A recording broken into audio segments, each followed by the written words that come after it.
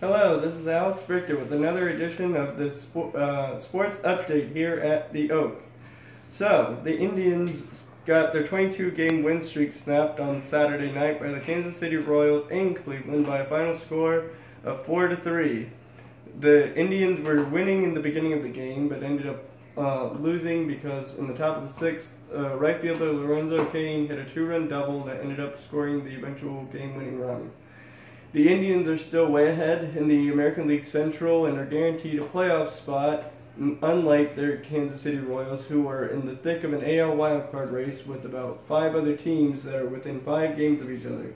The Yankees, in first place, have been playing pretty well recently and are above all the other teams by a minimum of 6 games. Right behind them are Minnesota Twins, who are playing surprisingly well this season, thanks in part to Bartolo Colon, the Braves cast-off, who did, let's face it, he did nothing while he was here, but then somehow turned back to Super Bart, like he was at the Mets last season, because he just didn't like the hot weather. So anyway, the Los Angeles Angels made a big trade a couple weeks ago to bring in all-star outfielder Justin Upton from the Tigers.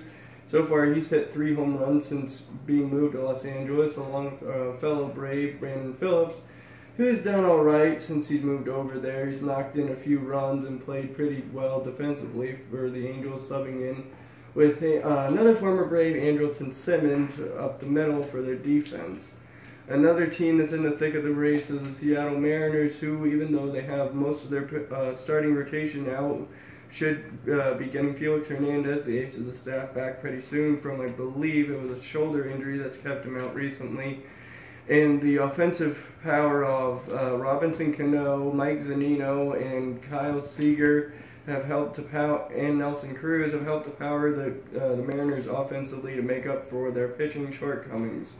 Also in the American League, last but not least, are the Royals, who, like I said, just beat the Indians a couple nights ago and are a couple games back in the wild card standings. This is their last hurrah, as many have been saying, because most of the players that are on that team, such as Lorenzo Cain, Eric Hosmer, Mike Moustakas, and a couple of their aces as well, like Jason Vargas, are all up for free agency at the end of the season, and the Royals, being a small market team, can't afford to sign them all back. So this is the last time we'll probably ever see all those guys on one team, on the same team in one season again.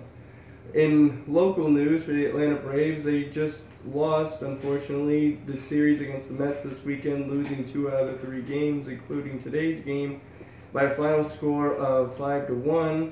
They had a pretty decent chance of coming back until the top of the 9th inning, where reliever Jose Ramirez came in and gave up 4 runs in the top of the 9th, which virtually wiped out any chance the Braves had of coming back, as they have been so talented at doing throughout the season, even though they may be down and not out, because they had the second highest total run score between the last 3 innings of the game.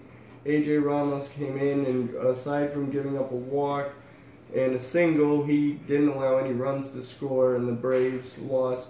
Robert Gesellman for the Mets got the win, and Julio Teheran was the losing pitcher in that game. In soccer news, the Atlanta United had their first sold-out game against the Orlando Soccer Club yesterday, and it did a 3-3 draw. It was the largest attended MLS game in the history of the MLS, and as they had over 70,000 fans in attendance for the match.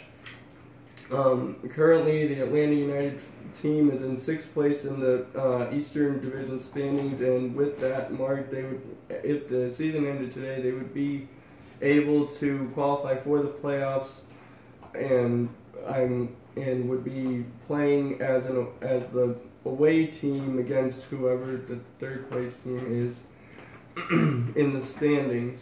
And finally, in football news, the Falcons take on the Packers tonight at 8:30 at the Mercedes-Benz Stadium.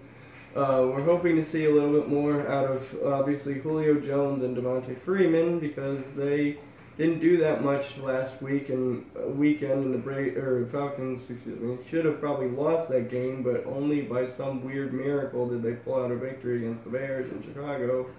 And hopefully Julio Jones, like I just said, can get off to a hot start in the first competitive game the Falcons have to play this season. Stay tuned for next week's edition. Never mind. Also in local sports news, the Hawks, Dennis Schroeder, and the German national team lost in the World Championship, even though he scored 28 points and assisted with 7 rebounds in the semifinal game.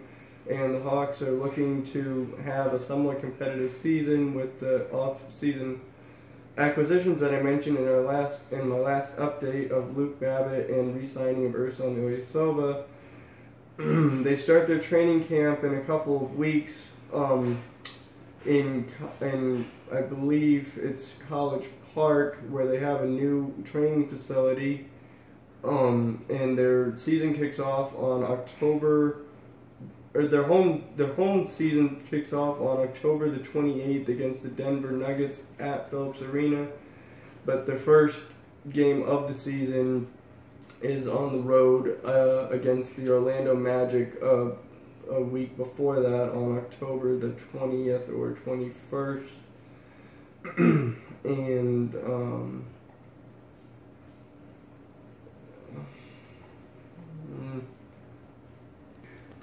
no. Okay, so going back to the Braves series, this weekend the Braves hosted the future All-Stars from their minor league teams. Some of the players that were there included star Double-A pitcher Matt Soroka, outfielder Ronald Acuna, and catcher Alex Jackson from Double-A, who was traded here from the Mariners.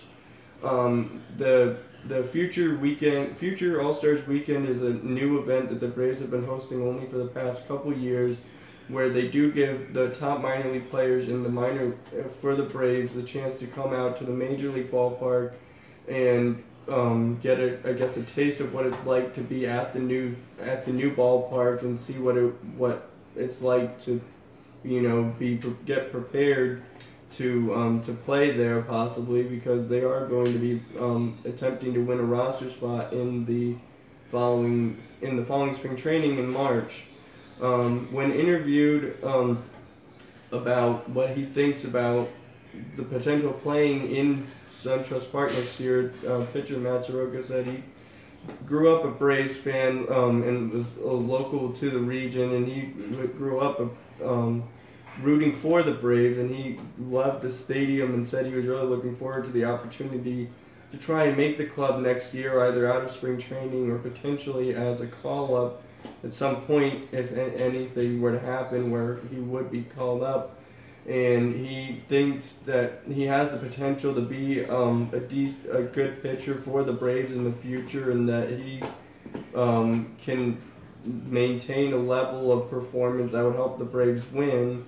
When asked his questions, Ronald Acuna had a translator there, and on a personal level, translators bother me because obviously the reporter asked the question to the player in English, and obviously they have it translated. And then the player, who doesn't speak fluent English, says what they say in their native language, and then the translator obviously says what is close to a translation.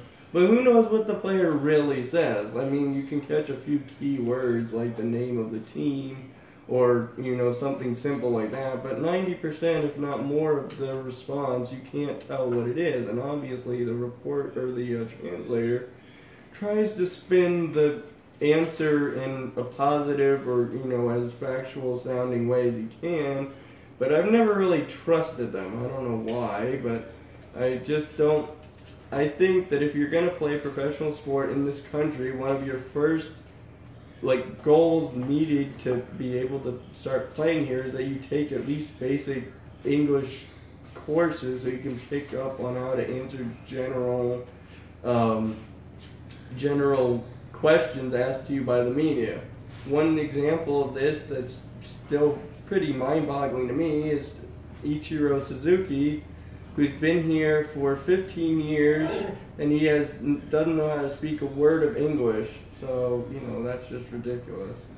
So this has been my sports update for the week, and stay tuned for next week's sports update. Thanks for watching. This has been Alex Brichta.